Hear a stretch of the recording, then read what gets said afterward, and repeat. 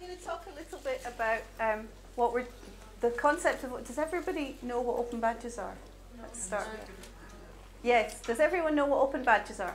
No. Right, so we're going to start with an introduction to what's an open badge, and then we're going to talk a bit about what we're doing at Coventry, and then Fiona's going to talk about the rest of the world and put it in context a bit.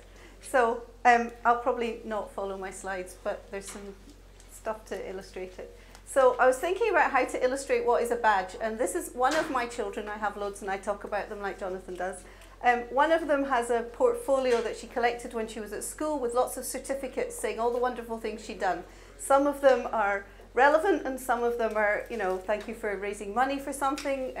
She has one for climbing Kilimanjaro, but I thought that was just showing off, so I didn't put it in. She's got all her other certificates, and they all live in this folder that she carries around with her, and she did give me permission to put this up as a slide. She's seen it. And I thought, okay, so that's one example. And then I thought, well, okay, what did I do when I was a kid? So I was a Girl Guide.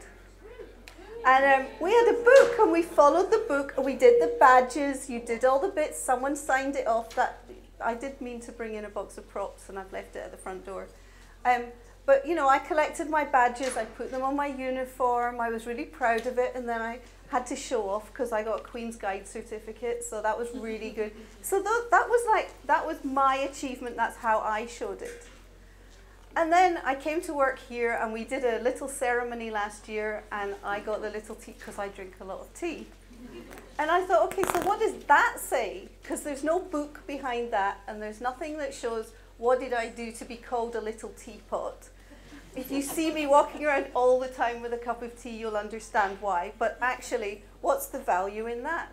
So that kind of led me to more of a discussion about, okay, how do we think about badges in terms of what they mean? And I'm going to come back to that in a little while. So this was me, and I thought, okay, this is actually in a long time ago, very long time ago, I had my badges and I was very proud of them, and that was how I showed off what I'd achieved while I was at school. Then I went to university, and I didn't really have any way of showing any of the stuff that I did outside of my course. I have certificates on the wall that say I have a degree and another degree, and that's great. But there's nothing that actually says, this is all the other stuff that she did while she was at university, and actually a lot of that is the stuff that got me to where I am today. But, you know, I had a part-time job baking chocolate chip cookies for 2 years and selling them. And that doesn't really count for anything, but that was a huge experience for me because that taught me an awful lot of responsibility and money and all the things that we tell students they're learning. That was my transferable skills. And then today I have my LinkedIn profile. I didn't think you'd want to see my whole LinkedIn profile, so I just showed you my badges on my LinkedIn profile. So that's kind of where we've gone in the last very long period of time.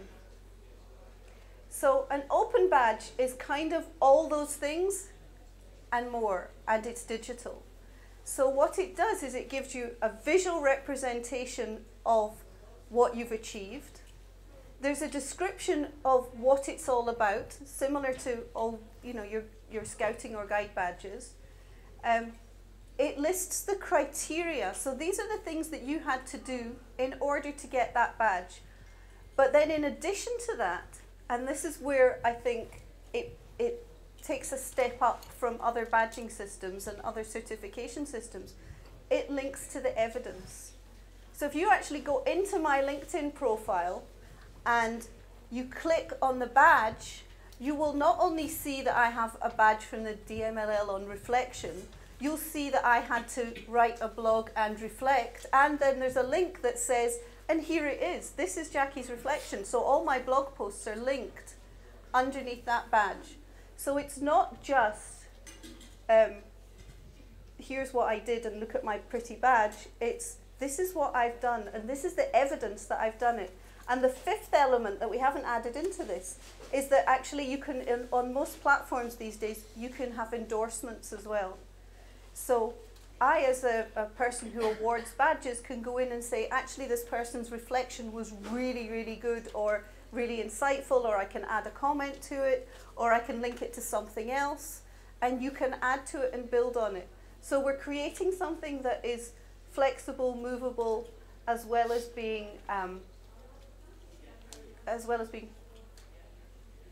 digital. So it goes with them.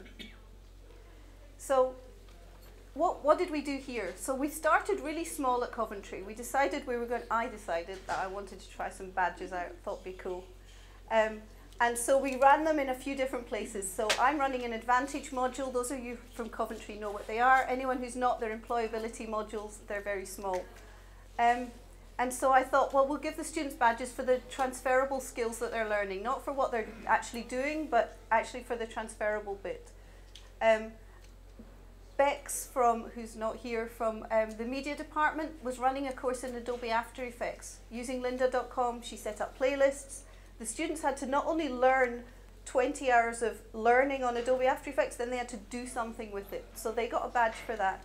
And then last autumn, those of you who were here, we ran an autumn disruption and we gave a badge for that, which sort of brings me back to the values. So I'm going to skip through all of this bit because this is just how we set up a framework. I can come back to that.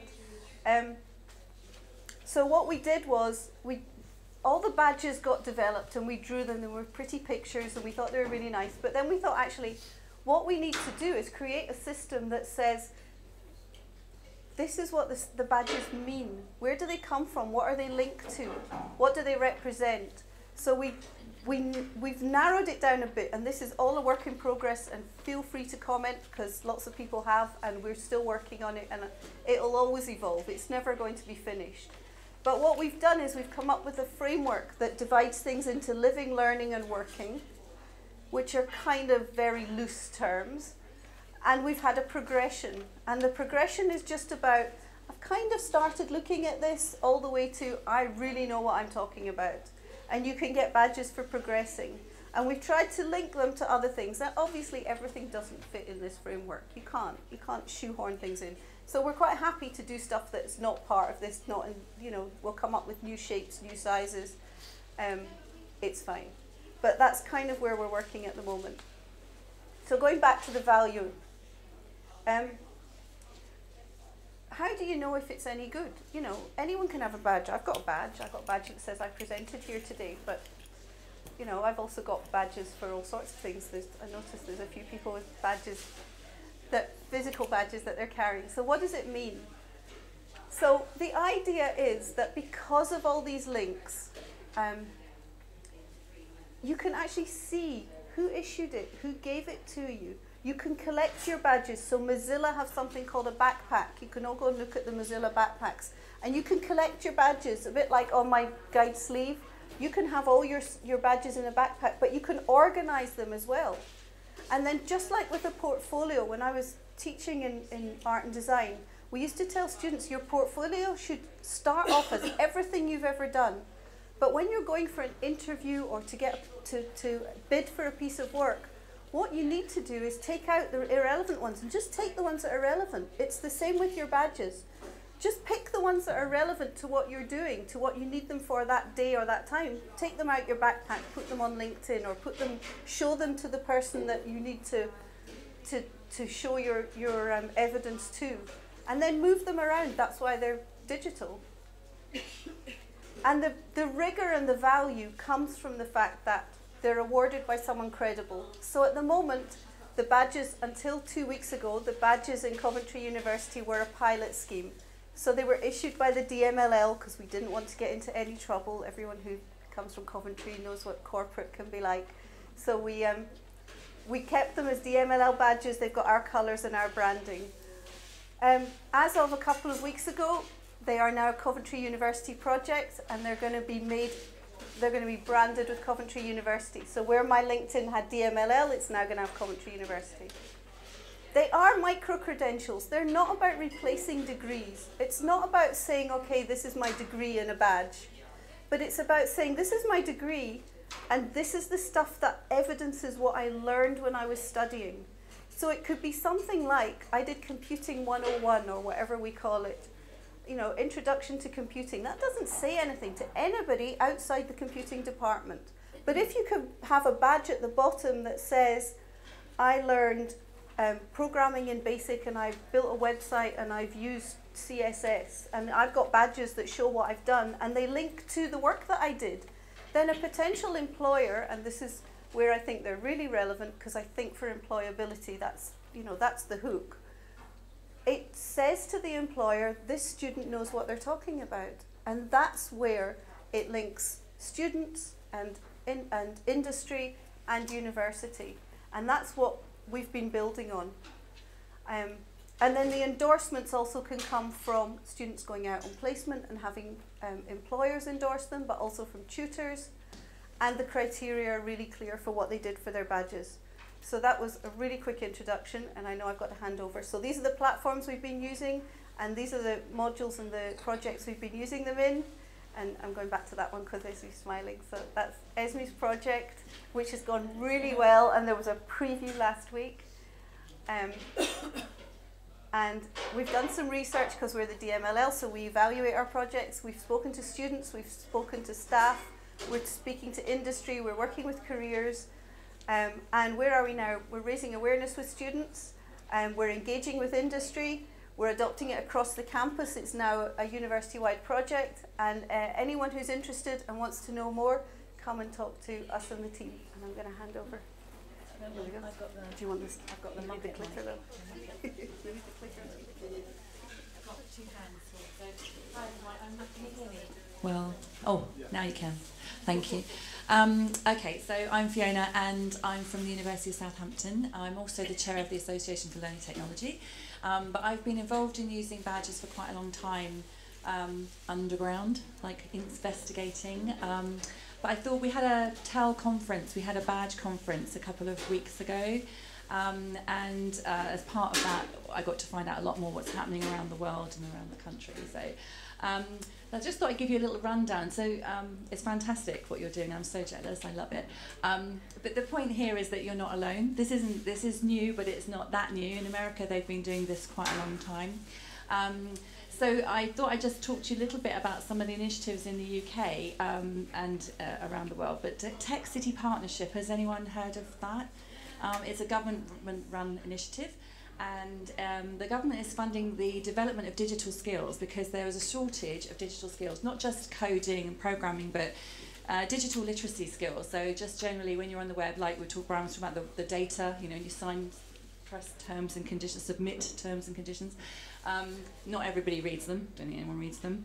But it's an issue about what happens to your data when it's with all the things that you're doing, and digital literacy is part of that. So the government are funding an initiative with the Tech City Partnership, and they have worked with O2 and various other partners, but they've also got lots of free tools available, and one of their initiatives is to bring those tools together with badges. IBM have issued their own badges. They're still based on the Mozilla, the open platform, so they can be shared. It's not like a Microsoft thing or an Apple thing. They are open, so they can be shared and everyone can see them. So IBM are doing them. And City and Guilds are also doing badges now, which is pretty cool and pretty useful. Obviously, they're recognising that their qualifications, if you can back them up with some kind of evidence, then gives more credence to what you're giving out. The other company there is Besta. That badge, they gave me a badge, Besta, but they gave me a real badge. Now Besta is an Italian organisation. They issue government badges. So the government in Italy realised there's a massive problem with employability. And they had so many young people and various levels of staff looking for jobs all over the country. And Besta came along with an idea of pathways and badges with the government. And the government are working with organisations that they create their own badges. I'm not sure how much I agree with all of this, but if you haven't got one of these company badges, you can't apply for the job. So it's like a filtering thing. So that's why we sort of need to be careful about how you use all these things, but just so you're aware, there is a pathway, a viewpoint of using pathways. There's another company, charities use them a lot, so Médecins Sans Frontières use badges to identify key skills for the workers that they'll need wherever they are in the world. So if someone's good at driving an ambulance and they've got a badge for their ambulance driving, for example, they can see from the data behind the badges where that person is, where they live, and they can actually find those people pretty quickly. So that's useful. So not only are badges good to recognise achievements and you've got evidence, but you've got the data as well, which is one of the things that we tend to ignore, or the data goes to the wrong people in institutions. But that's something we can work on later. At the University of Southampton, we are using badges, but in pilot form. So I've been working with a variety of different people around the university, academics and students, on giving them badges. We've got 3 sets of projects happening at the moment. I have my iChamps, who are students, and I'll talk about the other projects in a minute. But I have students I work with. I call them iChamps. They're innovation and digital literacies champions. Basically, they're working with me to support academics to use technology to teach with. The reason they came to use badges is because they kept saying to me, Fiona, we're doing all this work with academic staff, we're doing these projects. What can I have to show that I've done this? Is there any way of the university giving me any kind of recognition? And all I could give them was a printed off certificate, and they could only get that if they printed off the work that they did. So when you create a video, you can't really print that off because it's a bit of ridiculous. So, and it gets signed by the librarian to say you did that. It was completely irrelevant for what they were doing. It was set for somebody who was writing essays or working with people and very basic things. It wasn't about using technology. So I came up with the idea of badges for the work that they were doing. So the badges that they are earning are a scaffold for the projects that they do with academic staff. So they have badges for a workshop that they'll run as long as they evidence it. They have badges for an education enhancer badge as one of the badges. And the other badge is a digital citizen badge. Basically, they're demonstrating that they understand what it's like to be online, how to engage with communities online, collaborate, communicate, that kind of thing. They get all 3 of those badges and then they're an iChamp. So that's like my quality control sticker. That's the kind of thing they have. We are using badges for assessment. So I'm sure in this institution you have the same, you have a small amount of assessment. Does count, doesn't really count. But we have a little bit of assessment. We were using it for a particular reason. So often I meet academic staff who have a need to engage with some kind of technology for a particular reason. This particular module is professional skills for geography, Geog 110. Basically, students weren't seeing the relevance of that module because it was professional skills, basically key skills. No one likes doing key skills. So we made it that the module would have 3 badges. The 3 areas of the badge, I think it was curiosity, communication, and something else, collaboration. And each of those badges were represented by the evidence that they would curate over the course of the module. And we use the badges as one tool, but they use portfolios to keep their evidence in. And we use a portfolio called PathBright. PathBright is also being piloted at the university. PathBright is, it's Path, B-R-I-T. Sounds like it's cleaning fluid, but it isn't. It is actually a good tool. So it's HTML5, it's easy to use, drag and drop, there's no barrier to learning there. That's not going to be the issue.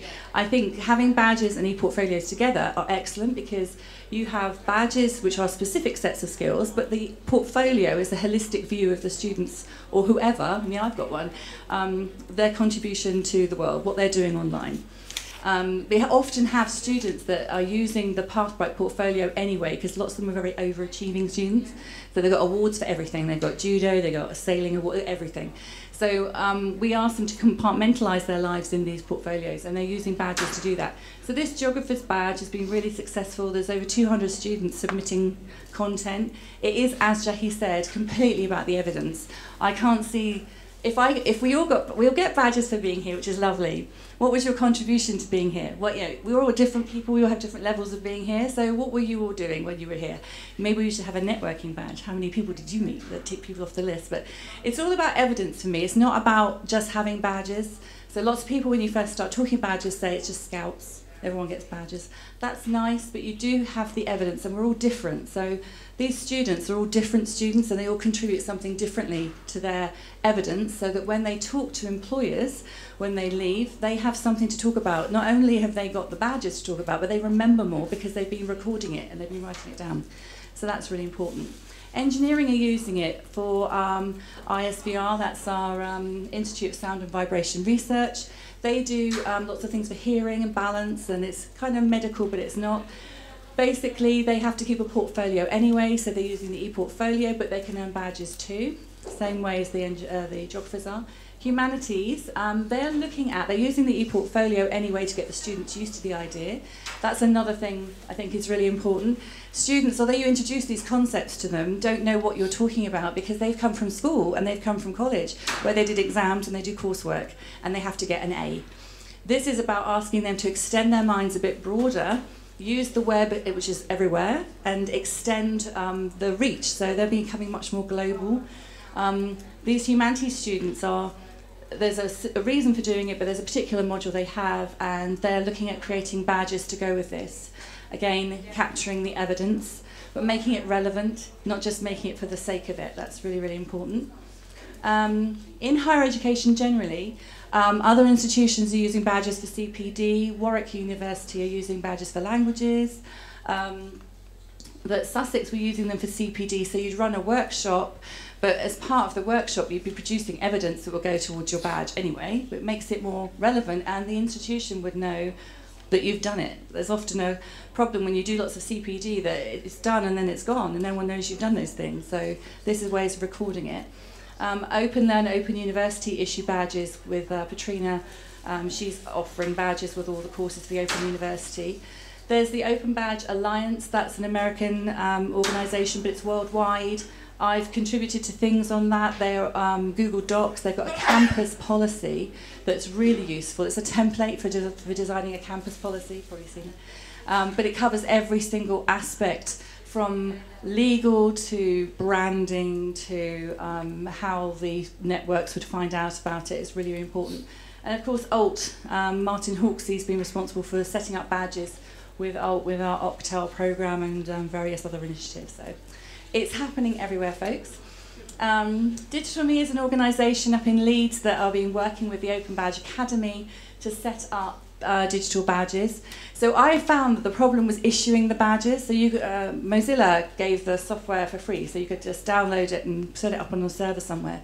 And our techie people did that, but it was too techie, so there was no way that other academics would ever use it. But Open Badge Academy and Open Badge Factory have got tools that you can issue badges really easily. So it simplifies it for you. You don't have to be techie to do all this.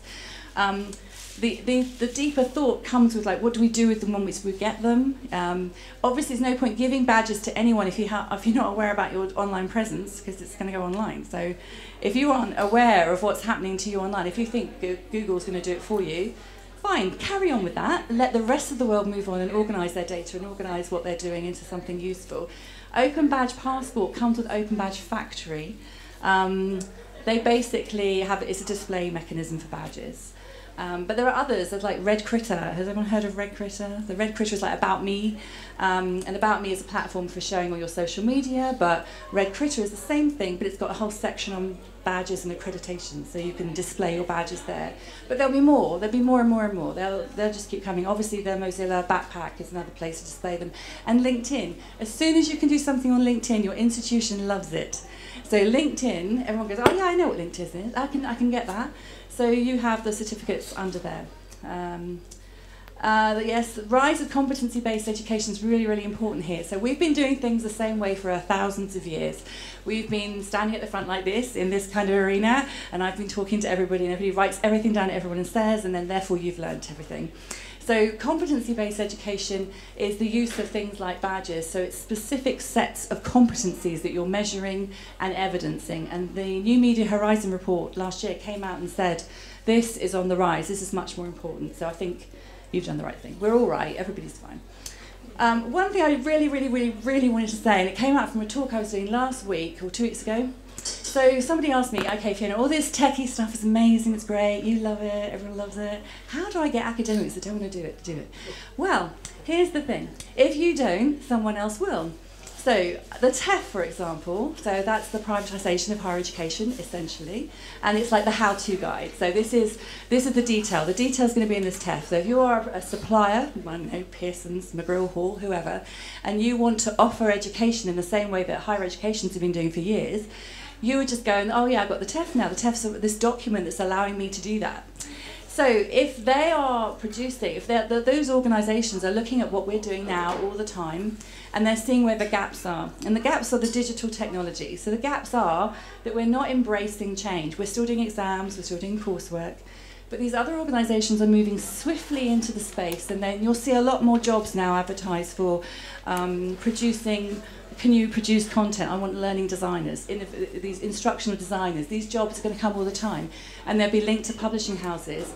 And then they'll be able to offer degrees because the TEF will allow us to do that. So I just wanted to raise that with you, just in the spirit of openness and we should be sticking together on this with higher education. But it's just something that's really, really important to my heart, and I think you should all be principled about it. But I think that was it. Yeah, I just thought I'd leave you with that lovely little note. Anyway, that was it. So we have any questions, if you have any at all, or you're too crying. It's so sad. Sorry. A quick search shows me that Blackboard, Canvas and Moodle are all on board with this. Do you think... Hello. A quick search shows me that Blackboard, Moodle and Canvas are on board with this. Do you think that'll be a way that it might develop quickly and get more buy-in from academics? Yeah, but I think badges that are inside VLEs stay in VLEs.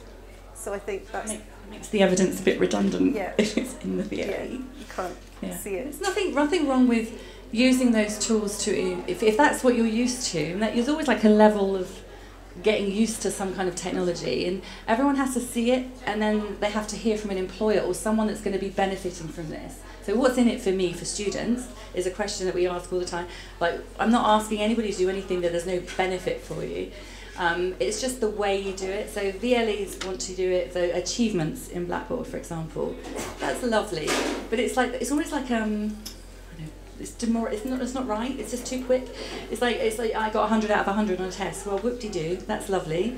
So when you go and talk to your employer, future employer, I got 100 and 100. It's like me having a trying hard and doing well certificate when I was at school. You know, that's great. But what did you do? And what have you learned from that? And you can have that in your portfolio. You can have that reflection, and you can point to the evidence. But if it's in the VLE, you can't do that. So, but you're right. It's there.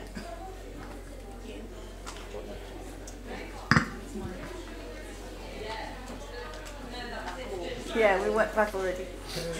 Does this work okay? Yeah. Hi, my name's Ian Upton, I work for Academic Development. Really just I really want to make 2 points rather than sort of ask questions, but if you have a response to that. And that's, first of all, I think if you step out and look in the big bad world at the moment, and you look at the fact that LinkedIn have just bought lynda.com. LinkedIn are putting in, you can get digital badges in there. Give it a couple of years, it's not that difficult to imagine that perhaps if I was an employer and I wanted to choose somebody for a job, am I really going to worry about CVs at this point, or am I simply going to do a search on LinkedIn and get a set of accredited I think we're already tools? there. It's happening, okay? So I think that's a reality, and I think we need to sort of look at what's going on out there, and then perhaps our role in terms of employability.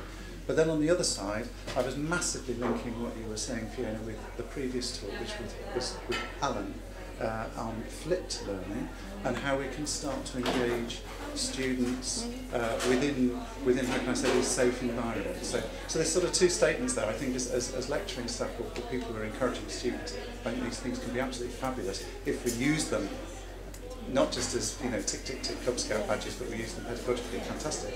But 2, I think we also need to get real, because the world out there is going to overtake us if we're not careful. And we have to be clever about it. We have to be smart about how we use them, and think it through carefully and have a plan, and not just say, oh, there's the new big thing, let's just play with it, because it's not a shiny new toy. And not make money out of them like Ledger. Yeah. That's just bad news. Yes, that's just scary.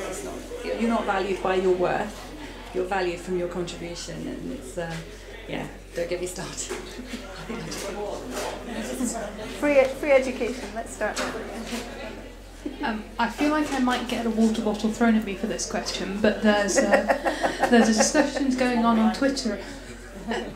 There's a discussion going on Twitter at the moment about the kind of links between the monitoring and the evidencing and micro-credentials in relation to what Brian was talking about in his first talk. Do either of you two have any thoughts on that? You get a chance to sit.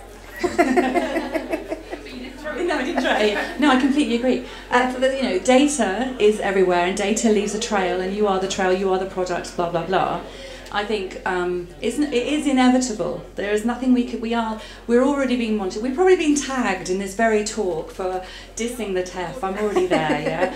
So that's fine. I'm ready to fight for the cause. But the thing is, we have to be sensible about it, and we have to know what is happening to our data. Yeah. So you have to understand that that's the first base level start, is digital literacies. You've got to have some understanding about your data and what's happening to it. I had a long discussion with our champs yesterday when I was just pointing out to them about, you know, the Internet of Things in your fridge. the Internet of Things, your fridge could not actually be a fridge, it's a computer with a fridge attached, and you put your products in your fridge and you'll scan, so it's great, it's useful. They're going, oh, that's good, Fiona, because then I can see when things are out of date. Yeah, and then you can also be told what you're eating, and then that information can go to your insurance company, because when we get privatised, because the NHS will be sold off for whatever reason, perhaps, then, you know, when that happens, our data becomes a valued commodity, and we will be, our insurance will go up, or we won't be treated because you didn't look after yourself. And like Brian was saying about the Fitbit, and there's also the app, someone tweeted yesterday, Sue Beckingham tweeted yesterday about the app that your employer can see where you are. Yeah.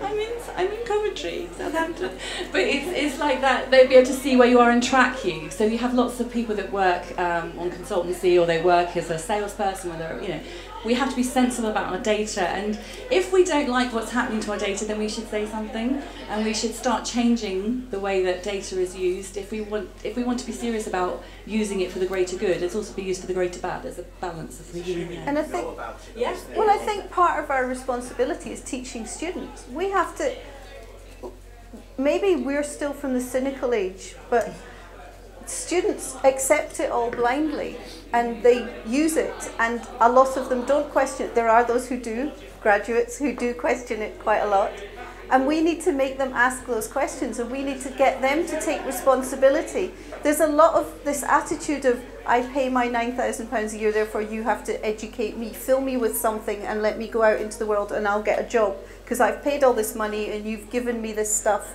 And it's that attitude that, you know, if I'm on the internet, well, that's okay because I'm out there, I'm on Facebook, I'm on Google, I'm on wherever, and I'm perfectly, I'm on Blackboard, and, you know, and they don't question it, and we need to encourage them to question it. That was the whole point of education, I think, wasn't it? To question. I'm sure that's why we're here. I'd like to challenge that just a little bit, because certainly in our department we're trying to work now with recent graduates, getting people involved, students involved. Yeah. And I should be honest, I think we're the naive people here. We're the ones who don't really understand how this stuff works, and we have so much, I think, to learn and engage from the young people out there who really do get this stuff. And, you know, if I can say one thing here is just talk to your students and get them to work with you, because you will be amazed at what they can give back to you in those sessions and how they can protect us and make it work.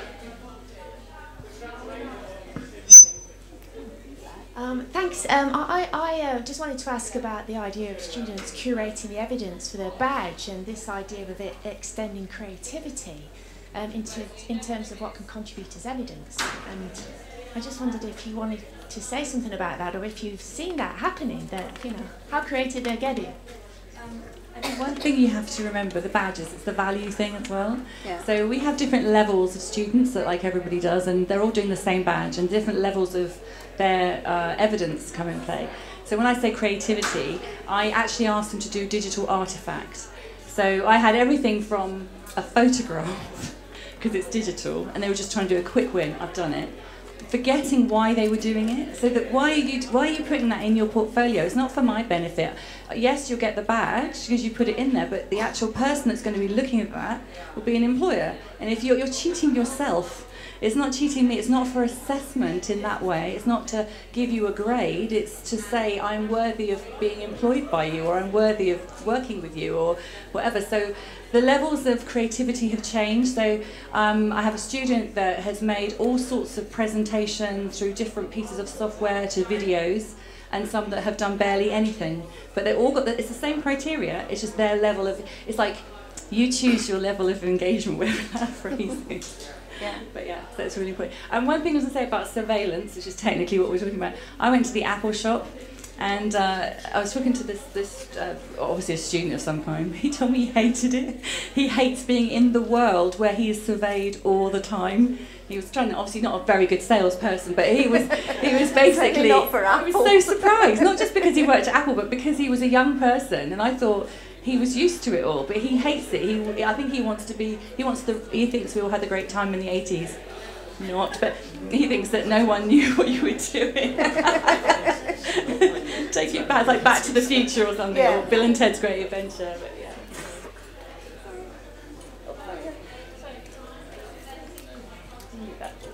Just a quick question. How do you envision rolling this out to people who aren't students? Because I can see then at one point, it's already if we're talking, there. Is it?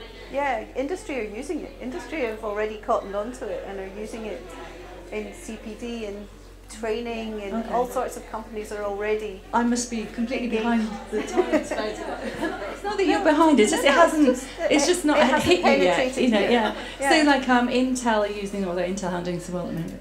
Samsung, Telefonica. So I was at this thing with Telefonica, and they were saying, like you said, Ian, that they were just saying, we don't want CVs anymore, which makes you laugh because your careers people do CV clinics all the time.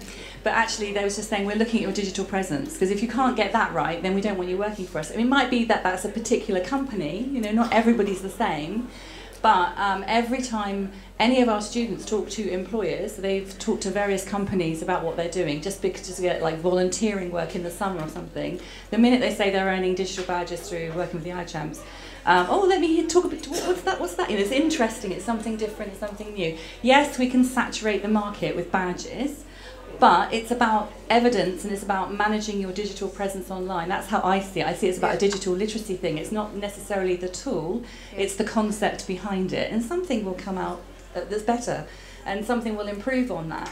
And people will have a requirement for it. But it's about, to me, it's the evidence. Because everyone can say they're great and good at everything they do, and all our students are very good at doing that. They got to university.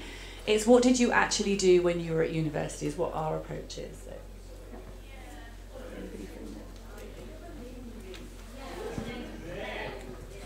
I'll respond a bit from the careers department. Yes, we do a lot on CVs because CVs are still requested by lots of employers, but we do lots of work around the LinkedIn type areas. Interesting point, students often don't want to put LinkedIn profiles on their CV, so I think it's a lot to do with confidence. So your confidence to talk about I've got this and I've got that, and I think badges will add to that confidence kind of trick. So when they look at the LinkedIn profile, it's not I've created it but I don't know what to do with it. I've created it, and this is the next step for getting something useful onto that profile. And I think part of that is I had conversations with Adam, who's working here on the HERE project. Does everyone know what HERE is? The higher, Adam, there you go. So we were talking about embedding badges in your transcript. So, I mean, that to me seems just like a no-brainer. Like, you get your transcript that says this is what I did in my degree, and then you get all your badges that say, and this is all the other stuff I did, which is really, that's what made me. These are my employability skills. This is all the other stuff that I've learned while I've been at university. And I think that all together, that package, together with LinkedIn and everything else that they're looking at, is going to be what we do moving forward. Really, really quick. Okay, I'm going to be very quick and critical. Isn't all this employability rhetoric just us bowing down to the market? No. I can go on. I just don't think it is. I just think it's the market doesn't dictate your well, it does. It's not just about you getting a job though. It's about it'd be working with you. If before you work with me, you might go, well, what has she done? Who's this woman just coming up to talk about stuff? She's old, she doesn't know anything. I do know some stuff, and I've got evidence of it, so I point you to that. I think it's about quality assurance in some ways. I think it's a useful tool. It's not just about getting jobs. It's about students thinking about what they do and working hard to achieve it, as opposed to just doing tick boxes. Yeah. Thank you. Okay, brilliant. Thank you.